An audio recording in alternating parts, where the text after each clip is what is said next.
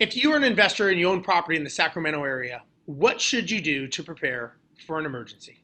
Hi, I'm Steve Rosenberg, Vice President of Investor Education at Mynd Property Management. Today I'm joined with Dan Hines, who is the Regional Director for Mynd in the Sacramento area. Thanks for joining me today, Dan. Yeah, thanks for having me on, Steve. So, Dan, if I own properties in Sacramento and there is an emergency or a disaster, what are some things that I should do to think about in preparation for this? Biggest key is be proactive and have a plan ahead of time so you're not scrambling in the heat of it trying to figure out what to do. That's the Okay. thing. So when you say have a plan, like what do you mean by that? Like what would you add if it were you? What would you put in your plan? Yeah, so the best offense is a great defense, right? So make sure that you're prepared ahead of time.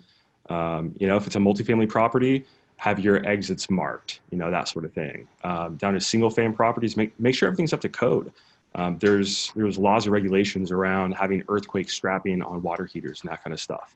Mhm. Those are all laws for a reason. So yeah, have that stuff taken care of early for sure.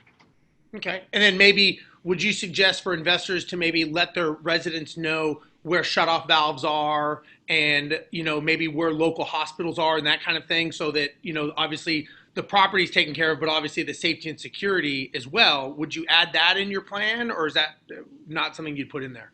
Yeah, so there's a couple different ways you can go, as far as the things that you want to put, in these plans and in these contingency plans.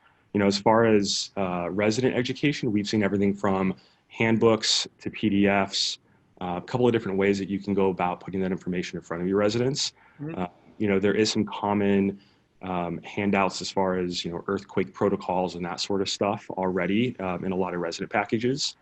Um, I would also say that having a really clear understanding of who the regional and local ordinances and authorities are.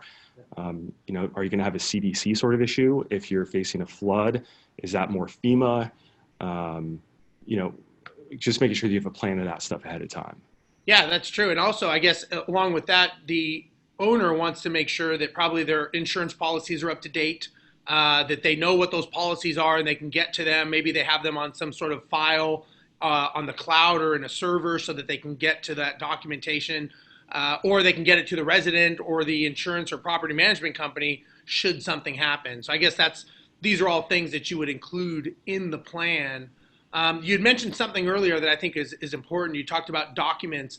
I would think nowadays with video and pictures, you would maybe want to add some pictures and video of the property prior to maybe the resident moving in, just so that if some damage does happen from a disaster, you do have some proof of what the property looked like prior, just so that you know where the starting line was to be able to show insurance companies and other things. I'm sure they have their policies, but again, I think it all goes into having a standardization model for this type of situation because when it is an emergency and there is that disaster, there really is no protocol of how things are done depending on what the disaster emergency is. And I think, like you had said earlier, having the best offense is the best defense. So pre planning these things are what is probably the most vital when it comes to having everything correct, having everything on the line, and making sure that it is the right way. Anything else that you would recommend investors have? So, to that point, have a checklist. When you're not in the heat of an emergency, sit down and plan and ask yourself, what are the things that when I'm in a panic state, I hope I remember. If I was on the other side of this and I was a resident, what are the things that I would hope that my landlord would have, had the foresight to think about? Yeah, pictures and videos. If you're dealing with a multifamily property, it's a really good idea to make sure that someone on property knows where shutoff valves are. You have water coming in through the ceiling from something. You have to figure out how to get that shut off quickly. If you're actually dealing with a regional emergency, it's very possible that first responders might be a little, backed up. Yeah, what are the things that you can do to try to stop, damage from actively occurring on the property? Yeah, you're absolutely right on that point. Are there any as far as in the Sacramento area? I guess there's probably just the local authorities, whether it's the fire department, hospital, all those things. Is there anything else that you can think of that people should know? Maybe what CDC region they're in, or something. You'd mentioned CDC earlier. Just things like that that you normally, like you said, in the heat of battle, you don't think about these things, but these are some things that you live in Sacramento or wherever you may live. You may want to do some pre-planning and some pre-research to know, okay, maybe where is a shelter facility for your residents if they need to go to it, and those kind of things. Anything else that you could think of? Yeah, so Sacramento has a 311 resource. Mhm.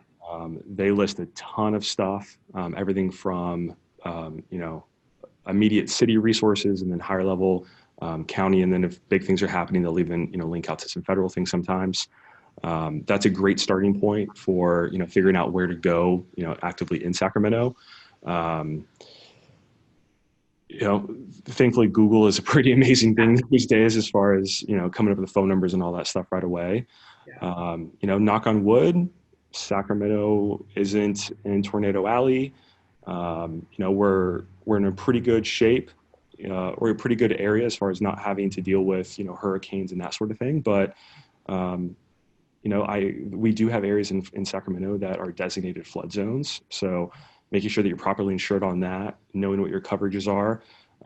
Not all policies come with earthquake coverage. That's typically an add-on. So be sure to ask those questions, and this is for landlords or residents.